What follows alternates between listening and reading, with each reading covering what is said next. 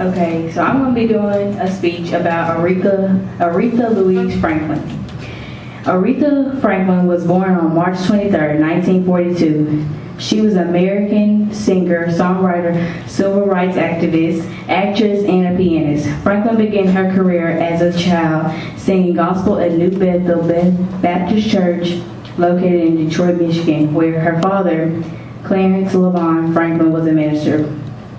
At the age of 18, she embarked on a spectacular career recording of Columbia Records. However, she achieved only modest success. She found acclaim and commercial success after signing with Atlantic Records in 1962. Hit songs such as Respect, R-E-S-B-C-T, Chain of Fools. By the end of the 1960s, Aretha Franklin had come to be known as the Queen of Soul. Aretha Franklin passed away August 16, 2018 at the age of 76. Good evening. Good evening. Today I'm going to be doing my Black history research on Black colleges, which I have Arkansas Pine Bluff. So, Arkansas Pine Bluff was founded in 1873, the second oldest public institution in the state of Arkansas, which also Joseph Carter Corbin was the founder of this university. The major fact of this university is that the acceptance rate is 46% and also the graduation rate is 27%. The environment is mainly about learning and growth and development, and also fitness minded. And that's what I know about this college.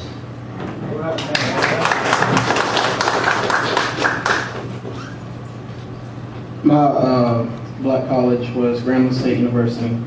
Grambling State University is a historically black public university located in Grambling, Louisiana. Founded in 1901 by Charles P. Adams, the college developed due to the desire of African American farmers in northern Louisiana wanting education for other African Americans. Grambling State was named after Judson H. Grambling, a white sawmill owner who donated the land for the school. Dr. Neri Frances Warner was the first female and African American female to be president for Grambling State. The university is home of the Eddie D. Robinson Museum and is listed on the Louisiana African American Heritage Trail.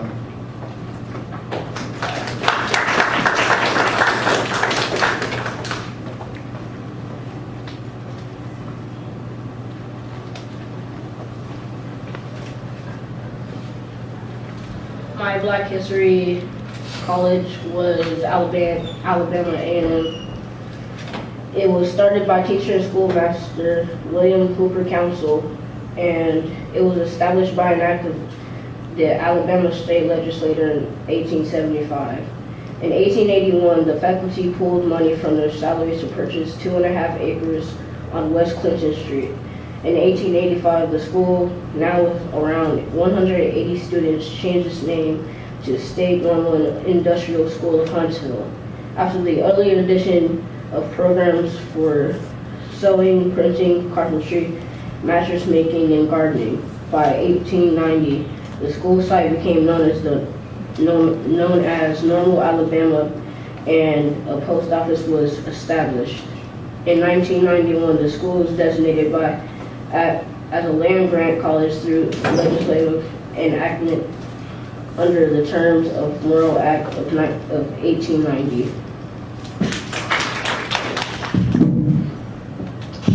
So my black historical college was Jarvis. Jarvis is a private school. It was founded in 1912. It is a very small school. Mayor James Jarvis and his wife donated land to Jarvis to help build more facilities for the school. And James Nelson Irvin was. I'm doing Tuskegee. Tuskegee is in Mountain Country, Alabama, United States. It was founded and laid out in 1833 by General Thompson Woodward. a Creek War veteran under Andrew Jackson and made the country set the year it was incorporated in 1843. It's also the largest city in Malcolm. Our speaker, Mr. McGarry.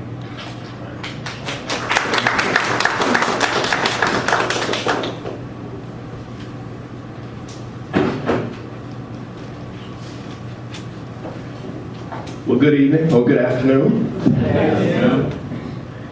It's a pleasure to be here with you. I want to thank you for the invitation to speak this afternoon. We had a long ride here, just right across Lake Drive right there. And I don't know if it would have been easier to walk or to drive, but anyway, thank you. We're glad to be here with you. Young people, this looks like it is a youth driven, youth-led Black History program. Let's give them a round of applause. You know, they're going to be our leaders. You know, they're going to be the people that are going to be around here when I'm an old man, and you know, you all are going to be the ones that are going to be running things. And you know, it's important that they get that leadership training right now. And I'm glad to see that. Matter of fact, the speech that I have today, really, a lot of it is for the youth, but before I get to that point, you know, the youth, as I mentioned, is our future. But in terms of Black history, I would be remiss if I didn't talk about where we came from. Because there are a certain group of people, many of them are in this room, that lived in a generation, in a country that was not fair, was not right. And these people had the courage to stand up and say, no, this is wrong and I'm not going to stand for it. Okay. And that went on for several years. We turned the clock back as little as 50 years ago and look at where we have come from. Okay. Young people, many of you in this room, me included, don't know what it's like to go to some place to eat. And you can't go there to eat with your white friend. Or you can't go there and drink out of the same water fountain. Or go to the same movie theater. Or go to the same school. Okay? But there are people who fought for our rights to do those type of things. They stood up, said it's not fair. Everybody needs to be treated the same. Okay? And we owe those people, many of them, may be your mother, your grandmother, your great-grandmother, or whoever it is. But we owe those people a debt of gratitude because we are able to do what we're able to do today because of what they did. And so we should say thank you. Amen.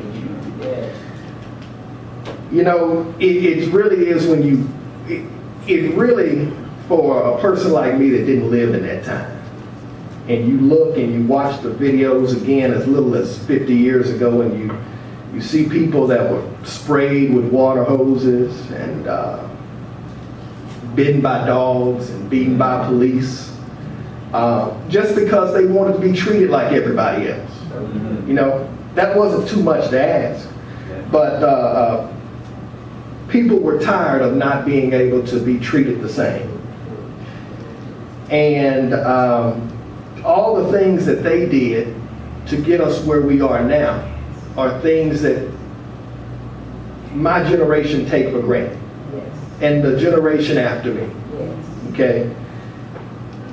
But we can't take those things for granted and think things that are okay. Okay?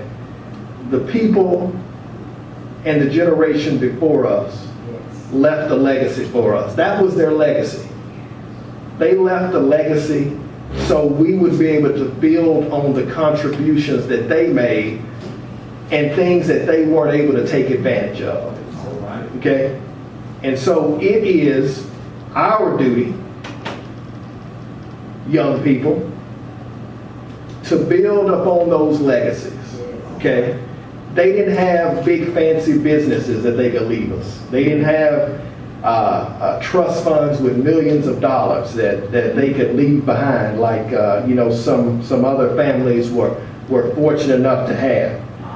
But what they did earn for us is the freedom to do what we want to do, and the freedom to do things the way we want to do it because of their hard work. Okay? You can go to whatever school you want to, college and university, and you all mentioned a bunch of them. Okay? All right? But there was a time when that was not the case. All right. Okay? There was a time when a young person that looked like us wasn't able to attend Yale or Harvard All right. or the University of Texas or the University of Arkansas. That's right. Okay? And so I say all of this to say it's important that we remember our history and how important it is and the people that made those contributions for us to be able to do those things today. Now, I didn't come here to rehash the past, but it's important to know where we started. Okay? So let's talk about where we are now.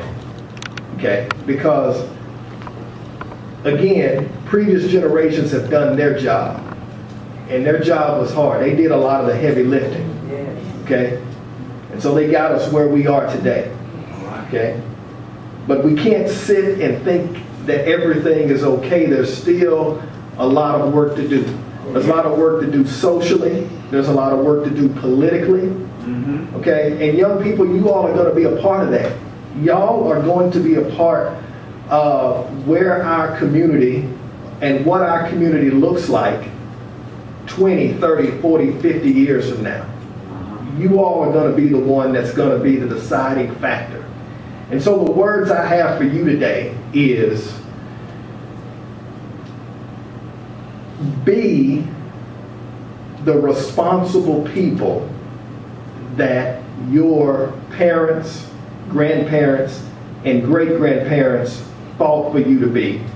And be those people that when they look back and look at the contributions that you've made on top of what they've built, that they can say they are very proud of what you've done and what you've accomplished. Okay? Many of you may know this, but I was raised by my great-grandmother. Okay? And she was, to put it lightly, old school, very strict. Okay, and she was one that made sure that you were going to do what you were supposed to do. Okay, she was one that made sure that you dotted all the I's, that you crossed all the T's. A strict disciplinarian.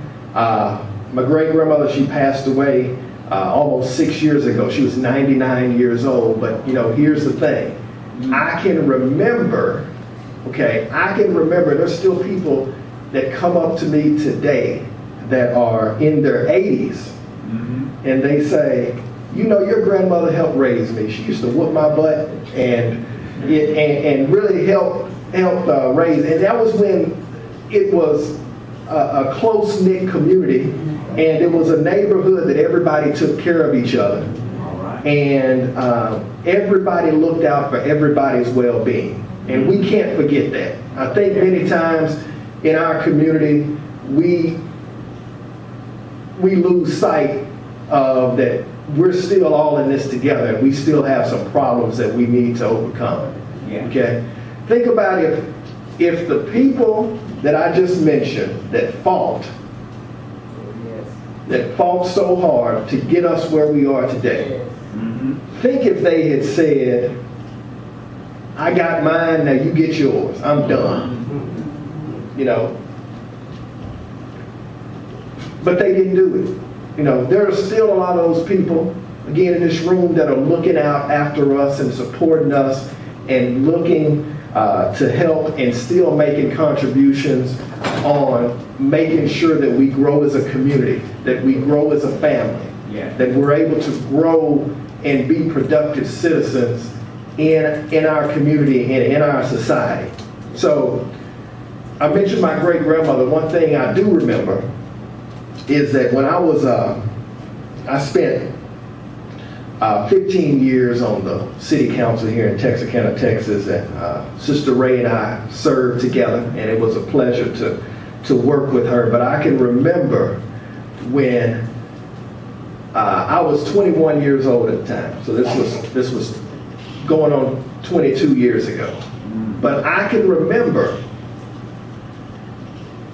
the main thing that I was trying to do was not to be an embarrassment to my great-grandmother. That's what I kept in the forefront of my mind. Okay? So young people, I tell you this, you know, as you're going on in life and you got people that are teaching you responsibility and people that want you to do well, people that want you to succeed, and I'm not just talking about your parents. I'm talking about your teachers, people you go to church with, church elders, church leaders, your pastor, all these people that want to see you do well. Okay? Keep in mind that you don't want to do anything that's going to embarrass them or embarrass yourself along the way. And that's a huge responsibility, okay? It's a huge responsibility.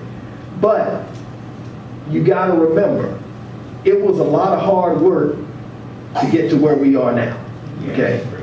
And you are the future, and you are the leaders, the next leaders of this city, of this state, and of this country, okay?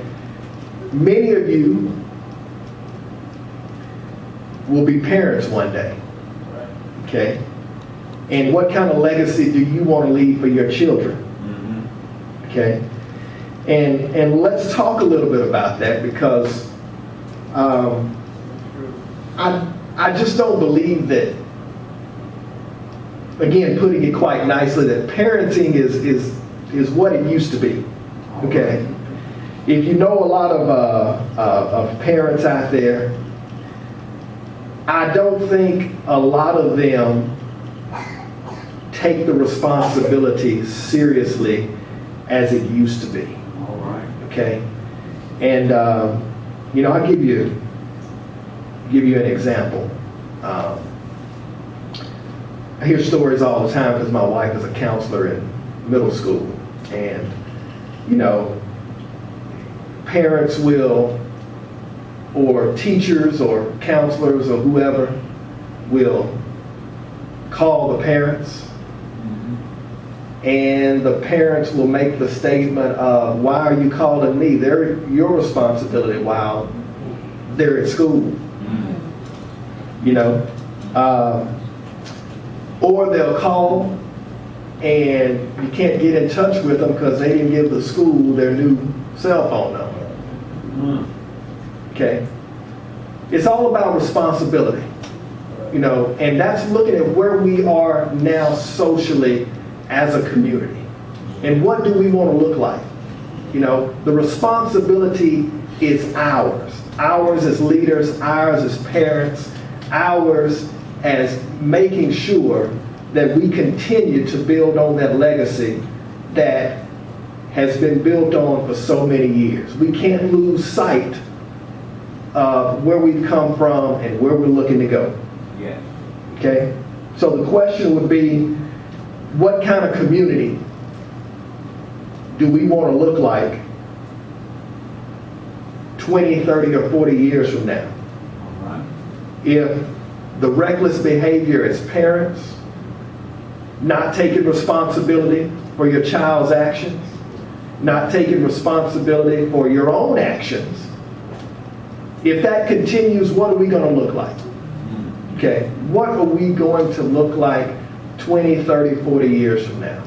If Dr. King and many of those civil rights leaders, those civil rights icons were alive today, what would they say about our society now as a community. That's what I'm asking today. What would they say? Would they be pleased? Okay. In many aspects, I really do think that they would. You know, but we still have quite a long ways to go. Okay, and cannot lose sight of the fact that everything is still just not okay. That's right. Okay, so young people, there are a lot of people in the room that have already fought the fight. We have to keep it going. Okay, you know, if you see something that is not right, you've got to stand up and you've got to say, this is not right. Okay? We're the leaders of our community. You're the future leaders of our community. Okay?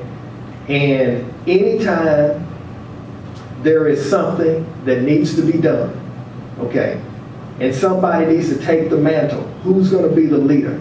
Out of the group of young men and women that got up and spoke today, who's going to be the leader that's going to continue to make the changes, continue to keep us pushing forward? One or all of y'all are going to do that. Okay? I'm quite confident in that. Okay? There was a quote that was that a civil rights icon by the name of John Lewis, he's still around, United States Representative, Congressman John Lewis, civil rights icon. He said, when you see something that is not right, that is not fair, or that is not just, you have to have the courage to stand up. All right? And so many did it 50, 60 years ago and more. Okay? But do we have the courage to stand up? Again, stand up politically, stand up socially, stand up for things in our community. Okay? It's so easy now to take a back seat because many times we take things for granted. Okay? It's not like it was 50, 60, 70 years ago. Okay?